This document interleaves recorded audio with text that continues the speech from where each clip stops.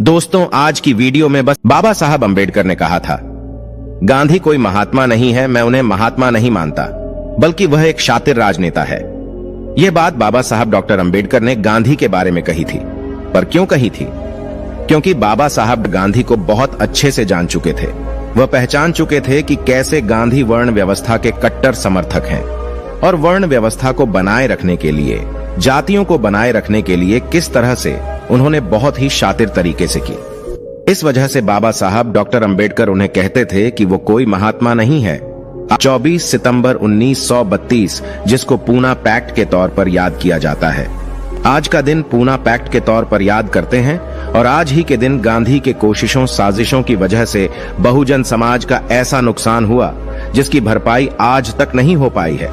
Poona pact उसका एक जिंदा उदाहरण है, सबूत है, उसकी कब्र है उस बात की कैसे बहुजनों की हक मारी हुई थी। क्या है पूना पैक्ट? सबसे पहले ये समझिए और फिर मैं आपको बताऊंगा कि किस तरह से गांधी और बाबा साहब डॉक्टर अंबेडकर के बीच में वो टकराव था। अपने बहुजन समाज की हकमारी के खिलाफ बाबा साहब कैसे लामबंद थे और किस तरह से गांधी जो है वो वर्ण व्यवस्था को बनाए रखने के लिए उन्होंने अपनी जान की बाजी लगा दी थी। वर्ण व्यवस्था समाज को बांटने तथा छोटी जाति के लोगों पर अत्याचार का साधन था तथा यह सनातन धर्म की कुप्रथा थी जो कि गांधी इस व्यवस्था को बनाए रखना चाहते थे, परंतु बाबा साहब अंबेडकर इसका विरोध करते थे। अब आप उन बातों को समझिए। दरअसल पूना पैक्ट में क्या हुआ था, उससे पहले आपको याद होगा कि गोलमेज सम्मेलन हुए थे। पहला गोलमेज सम्मेलन और दूसरा गोलमेज सम्मेलन लंदन में हुआ था। बाबा साहब डॉक्टर अंबेडकर यहां से गए थे और पहली बार लंदन में अंग्रेजों के सामने उनकी राउंड टेबल पर बैठकर की डिप्रेस क्लासेस की प्रतिनिधित्व करने के लिए कोई व्यक्ति वहां गया था और अछूतों को उस समय की उनकी अछूती के अनटचेबल्स के तौर पर पहचान थी, तो उनकी नुमाइंदगी पहली बार हुई थी। और वहां पर बाबा साहब डॉक्टर अंबेडकर ने अंग्रेजों को बताया, उस समय जो ब्रिटिश प्रधानमंत्री थे डोनाल्ड, उनको और उनकी बाकी टीम को बताया कि किस तरह से भारत में जातियों के आधार पर समाज बंटा हुआ है और जो सबसे निचला तबका है उसको ये लोग अछूत कहते हैं, उसको छूते भी नहीं है, उसके पास कोई अधिकार नहीं है और उसकी किस तरह से यहाँ पर शोषण होता है, हमारी होती है और कितने जुल्म जातियों से उसे गुजरना पड़ता है। ये सब बातें बाबा साहब डॉक्टर अंबेडकर ने पहले गोलमेज सम्मेलन में और फिर दूसरे गोलमेज सम्मेलन में गए बाबा साहब ने वहां पर बताइए। उसके खिलाफ जो है कांग्रेस ने, गांधी ने तमाम तरीके के प्रचार किए कि किस तरह से जो अंबेडकर है वो वहां पर जाकर नाम कर रहे हैं, देश को एक तरीके का देशद्रोही का काम कर रहे हैं। लेकिन बाबा साहब डॉक्टर अंबेडकर अंग्रेजों को ये समझाने में कामयाब हुए कि यहाँ पर अछूतों को आप जिस तरह से मुसलमान और सिख और बाकी अल्पसंख्यक समुदाय को अलग से गिनते हैं, उस तरह से हिंदुओं से आप अलग अछूता को गिनी है, क्योंकि हिंदू धर्म में अछूतों को कोई अधिकार नहीं है, उनके साथ कोई भी समानता का व्यवहार नहीं होता है, बहुत गैर बराबरी होती है, इसलिए आप उन्हें अलग से गिनिए। पर इस बात को जब ब्रिटिश प्रधानमंत्री मान गए, उनकी टीम मान गई, तो फिर 16 अगस्त 1932 को कम्युनल अवार्ड की घोषणा हुई, जिसे आप कम्युनल अवार्ड जानते हैं, जिसमें यह कहा गया कि सिखों की तरह और मुसलमानों की तरह अलग से अछूत समुदाय को अल्पसंख्यक समुदाय की तरह माना जाएगा, यानी उन्हें हिंदू धर्म का अंग नहीं माना जाएगा और उनसे अलग एक समुदाय के तौर पर, माइनॉरिटी ग्रुप के तौर पर उन्हें ट्रीट किया जाएगा और उन्हें कुछ खास तरीके के अधिकार दिए जाएंगे। कम्युनल अवार्ड में यह व्यवस्था की थी ब्रिटिश सरकार ने, उस समय भारत में संवैधानिक सुधार के तौर पर की। जो अछूत समुदाय होगा उसको अब पृथक निर्वाचन क्षेत्र मिलेगा, यानी किससे ऑपरेट, इलेक्टोरेट एरिया उनका होगा जिसमें वो अपने समुदाय के लोगों को चुनेंगे। यानी एक तरीके से जो अछूत समुदाय थे उन्हें 2 अधिकार मिले, पहला अधिकार सेपरेट इलेक्टोरेट का और दूसरा अधिकार 2 मत देने का, 2 वोट देने का। इसको मैं आसान भाषा में आपको समझता हूं कि यह है क्या। दरअसल यह था कि जैसे जो विधानसभा क्षेत्र आज के दिन आप देखते हैं या फिर लोकसभा क्षेत्र आप देखते हैं, तो कम्युनल अवार्ड में यह व्यवस्था की गई कि जो अछूत समुदाय हैं उनकी विधानसभा क्षेत्रों में, उनके लोकसभा क्षेत्रों में, उस एरिया में यह व्यवस्था होगी कि जो अनुसूचित जाति, अनुसूचित जनजाति समुदाय का व्यक्ति होगा वही उम्मीदवार हो सकता है, बाकी कोई उम्मीदवार नहीं होगा। और उस उम्मीदवार को वोट देने का अधिकार सिर्फ और सिर्फ अनुसूचित जाति और जनजाति के लोगों का होगा, जिन्हें आम तौर पर अछूत अनटचेबल्स उस समय कहा जाता था, डिप्रेस क्लासेस कहा जाता था। तो यानी हमारा ही आदमी चुनाव लड़ेगा और हम ही उसको वोट करेंगे और हम उसको चुनेंगे और फिर वो आदमी हमारे लिए काम करेगा। ये एक मॉडल तरीके की व्यवस्था का बाबा साहब डॉक्टर अंबेडकर ने अंग्रेजों के सामने मांग रखी थी, जिसे उन्होंने स्वीकार कर लिया गया था। और उसके बाद ये अधिकार ये भी था कि जब ये हम अपने एरिया के लिए चुनेंगे एक खास व्यक्ति को, लेकिन उस एरिया में जो दूसरा जनरल कैटेगरी से या सामान्य सीट पर जो व्यक्ति होगा उसे अभी हम वोट देंगे। हम उसको भी अपना वोट देकर चुनने का काम करेंगे। यानी एक हम अपना व्यक्ति चुनेंगे और एक सामान्य व्यक्ति चुनेंगे जो पूरे उसके लिए काम करेगा। लेकिन इसमें खास बात यह थी कि जिस व्यक्ति को अनुसूचित जनजाति या अनुसूचित जाति के लोग चुनते, उन्हीं का वो व्यक्ति होना था। वो किसी दूसरी जाति का या व्यक्ति नहीं हो सकता था। तो इससे ये माना गया कि वो क्योंकि हमारा व्यक्ति है, हम ही उसको वोट दे रहे हैं, तो वो हमारे लिए काम करेगा और हमारे लिए वो डेडिकेटेड होगा। वो चमचागिरी नहीं करेगा और किसी राजनीतिक पार्टी का चमचा बनकर नहीं रह जाएगा। ये बहुत ही बड़ी बात थी और अछूतों को अल्पसंख्यक समुदाय की तरह अलग से ट्वीट किया गया। यह बात हमें अवार्ड में ब्रिटिश सरकार की तरफ से हमें दी गई थी।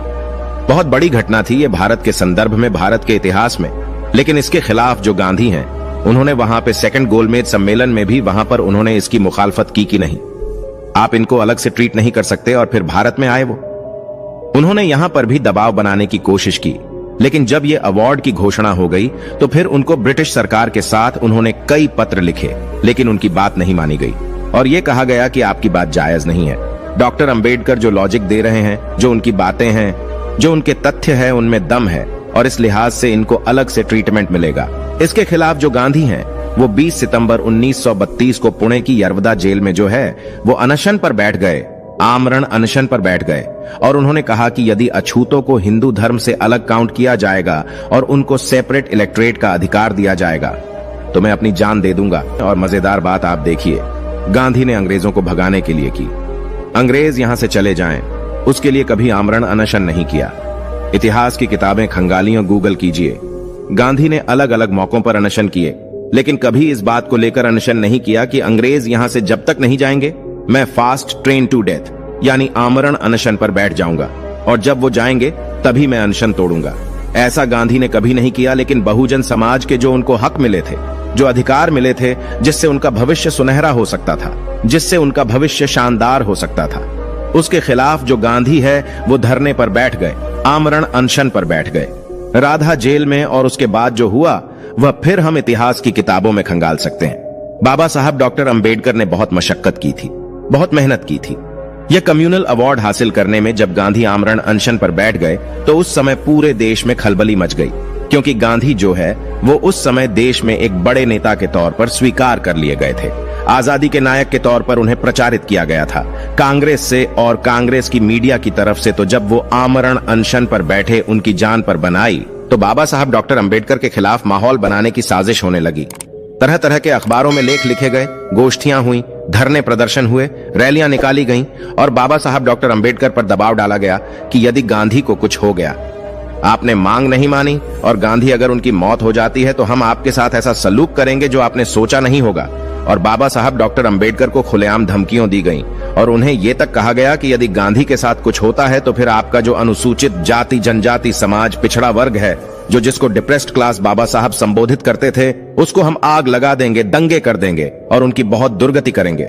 इस तरह की धमकियों खुलेआम बाबा साहब डॉक्टर अंबेडकर को दी गई। और साथ ही जो कांग्रेस के दूसरे नेता थे, उन्होंने बाबा साहब से मिलकर भी उन पर दबाव डाला।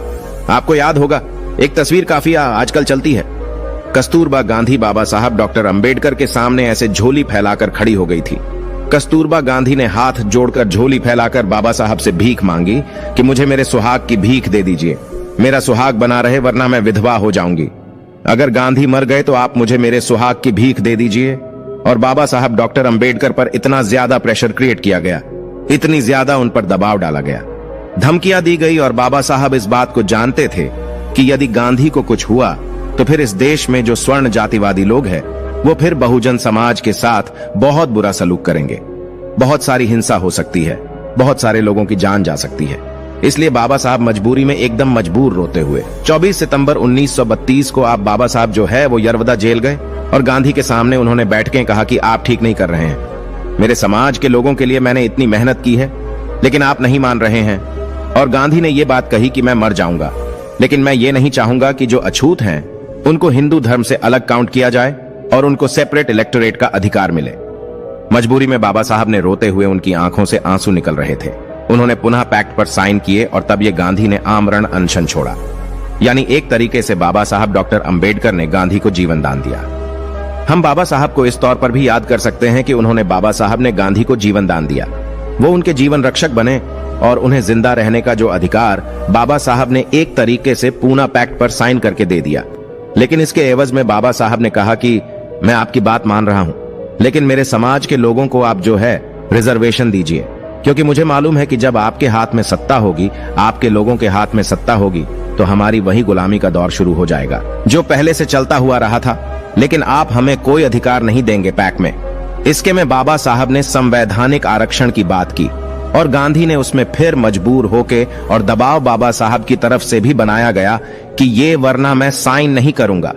तो फिर रिजर्वेशन के प्रावधान की बात हुई और ये कहा गया कि हम विधायिका में, शिक्षा में जो है रिजर्वेशन जो है बहुजन समाज के हैं, अनुसूचित जाति और अनुसूचित जनजाति लोगों को मिलेगा।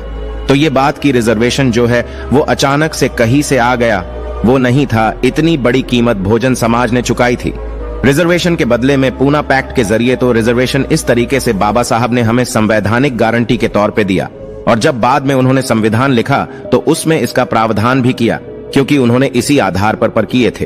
तो ये एक बहुत ही बड़ी घटना के तौर पर हम इसको याद करते हैं पूना पैक्ट पर। और बाबा साहब बार बार कहते हैं कि वो गांधी को महात्मा नहीं मानते, क्योंकि गांधी को आप जब ये कहते हैं कि वो थे, वो अहिंसावादी थे, वो इंसान नहीं करते थे। तो अब आप सोचिए कि जो उन्होंने काम किया, हमारे बहुजन समाज की भावनाओं को कितनी ज्यादा ठेस पहुंची है। बाबा साहब कितनी पीड़ा में रहे होंगे, उनका मन कितना दुखी होगा। तो क्या हिंसा सिर्फ शारीरिक हमला ही है? क्या हिंसा मानसिक हमला नहीं है? मानसिक पीड़ा देना किसी को इंसान नहीं है। आज आप देखिए, मेंटल हैरेसमेंट, मेंटल टॉर्चर ऐसे शब्द जो है इस्तेमाल होते हैं और उसको एक तरीके का अपराध माना जाता है। आप लोग किसी के साथ ऐसा करते हैं तो पुलिस में शिकायत दर्ज कराई जा सकती है कि इसने मुझे मेंटली किया, मेंटल टॉर्चर किया। आज अपराध है, एक तरीके से हिंसा। उसको दुनिया भर में माना जाता है कि वो मेंटल वायलेंस है। आप जो है उसको साइकोलॉजिकल प्रेशर डाल के उसके साथ वायलेंस ही कर रहे हैं। उसी तरीके से गांधी ने वहां पर भी हिंसा का इस्तेमाल किया, मेंटल टॉर्चर बाबा साहब को किया, साइकोलॉजिकल प्रेशर क्रिएट किया, भावनाओं को आहत किया। तो इसको एक हिंसा ही माना जाना चाहिए। तो गांधी को अहिंसा का पुजारी बताने वाले लोगों को ये बात बतानी चाहिए कि किस तरीके से उन्होंने बाबा साहब पर दबाव डालने के लिए हिंसा का इस्तेमाल किया था। उसका रूप था आमरण अनशन। तो ये गांधी के विचार थे और उन्होंने गांधी ने इस बात पर वो अपनी जान की बाजी लगा दी कि मैं इनको अलग नहीं कर सकता। दरअसल गांधी चाहते थे कि जो वर्ण व्यवस्था है वो उसी तरह से बनी रहे जो चतुर्वर्ण है, जिसमें सबके काम धर्म के आधार पर बांटे गए हैं। तो गांधी ने इस बात की जो है उन्होंने सिफारिश की और उन्होंने जो उनकी किताब है, आप पढ़ेंगे, सत्य के साथ मेरे अनुभव फिर स्वराज, जो उनकी किताब है, और जो ग्राम स्वराज का उनका सपना था और राम राज्य का सपना जो गांधी का था, उसमें क्या सपना था आप किताबें पढ़े तो समझ में आएगा कि वो कहते हैं कि जो जातियां हैं वो बनी रहे, जो चतुर में जिसके काम जो दिए गए हैं वो अपना काम करता रहे, और उसी से समाज जो है वो आगे बढ़ेगा, क्योंकि उसको दिशा देने के लिए, समाज को चलाने के लिए सबके काम बंटे हुए होने चाहिए और जिसको जो काम दिया गया है वही होना चाहिए। यह गांधी की मानना था। वो कहते थे कि जातियों में जो भेदभाव है वो खत्म हो जाएगी, आप उनके साथ ना करें, उनके साथ टॉर्चर ना करें। इसलिए वो बार बार हरिजन बस्तियों में जो शब्द वो लेके आए थे कि हरिजन है, वहां जाकर उनको जाकर वहां पे वो दिखावा करते थे। और बाबा साहब कहते थे कि भाई ये लोग जातिवादी नहीं है, आपके लोग जातिवादी, अपने घर जाइए, उनको लोगों को समझाइए कि आपको किस तरह से समानता की पाठ सीखने की जरूरत है। गांधी ऐसा चाहते थे। बाबा साहब कहते थे कि मैं जातियों के खात्मे की बात करता हूं, मैं जातियों के उन्मूलन की बात करता हूं। हमें नेशन ऑफ कास्ट की बात करते हैं, हम जातियों को बनाए रखने की बात नहीं करते। और बाबा साहब बार बार ये कहते थे कि भाई आप कैसे समाज को 4 वर्णनों में बांट सकते हैं कि ये पढ़ेगा, ये लड़ेगा और यह व्यापार करेगा और ये सेवा करेगा। सेवा का जो पूरा का पूरा दायित्व है वो शूद्र समाज पर क्यों हो? बाकी के लोग ऐसा काम क्यों ना करें? और किस तरह से आप जन्म के आधार पर तय कर लेंगे? क्योंकि किसी व्यक्ति में अगर 2 उससे ज्यादा गुण हुए तो वह लड़ भी सकता है, पढ़ भी सकता है, तो आप तो उसे पढ़ने नहीं देंगे। आप बोलेंगे नहीं तुम लड़ाई करो, तो ये कैसे तय होगा? क्या उसके लिए ऑल इंडिया लेवल पर कोई परीक्षाएं होंगी? बाबा साहब ने ये बातें लिखी हैं कि क्या उसके लिए ऑल इंडिया लेवल पर आप परीक्षाएं लेंगे, फिर सर्टिफिकेट देंगे, फिर डिग्री देंगे? और उसको सर्टिफाइड घोषित करेंगे कि इसमें कौन सा गुण है। अगर किसी में 2 या 3 या 4 गुण होंगे तो उसको किस तरह की सर्टिफिकेशन होगा और आप जातियों को किस तरह से बांट सकते हैं। समाज का विकास कैसे होगा। हमें जातियों को खत्म करना है। बाबा साहब ये कहते थे। गांधी को उन्होंने कहा कि आप कह रहे हैं कि भाई जय व्यवस्था लागू हो, जिसको जो धर्म मिला है वो उसका पालन करें। तो बाबा साहब ने यहां पर गांधी को घेरा। उन्होंने कहा कि आप कह रहे हैं कि भाई वर्ण व्यवस्था लागू हो, जिसको जो धर्म मिला है वह उसका पालन करें। तो बाबा साहब ने यहां पर गांधी को घेरा। उन्होंने कहा आप तो बनिया जाति से आते हैं साहब, आप जो है वो बनिया जाति से आते हैं और आपका काम जो है वो चतुर्वर्ण के हिसाब से वैश्य समुदाय में आप जब आते हैं तो आपका काम व्यापार करना है। आपका काम करना तो नहीं है, वकालत करना तो नहीं है। तो आपने वकालत की पढ़ाई क्यों किया, वकील क्यों बने, बैरिस्टर क्यों बने। ये तो आपने रामद्रोही आप काम किया है, धर्म के खिलाफ जाकर काम किया है। आप बनिया समुदाय से आते हैं, आपका काम पूजा पाठ करना नहीं है, आपका काम आध्यात्मिक धार्मिक काम करना नहीं है। तो फिर ही राम का सत्संग क्यों करते हैं। बार बार आप जो ये हे राम और जो ये हिंदू संस्कृति के ये पूजा पाठ ये काम करते हैं, ये क्यों करते हैं। ये तो ब्राह्मण धर्म का वर्ग का काम है। तो आपने यहां पर भी धर्मद्रोही काम किया है, आपने धर्म के खिलाफ जाकर काम किया है। तो आप जो बात कह रहे हैं कि धर्म के हिसाब से, चतुरानन के हिसाब से आपको अपने काम का पालन करना चाहिए, तो आपने खुद क्यों नहीं किया।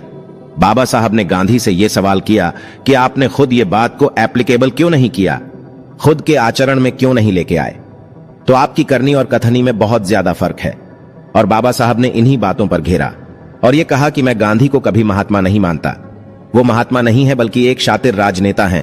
तो ये पूना पैक्ट में आज की कहानी मैंने आपको बताने की कोशिश की और आपको समझाया कि किस तरह से हमारे साथ बहुत बड़े लेवल पर जो है एक धोखाधड़ी का काम हुआ और उसको नाम दिया गया कि आजादी की लड़ाई और हिंसावादी लड़ाई थी।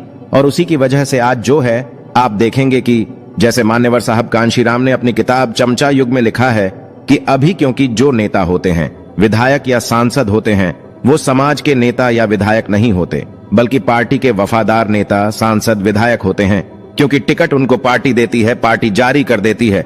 उसके खिलाफ जाएंगे तो सदस्यता चली जाएगी।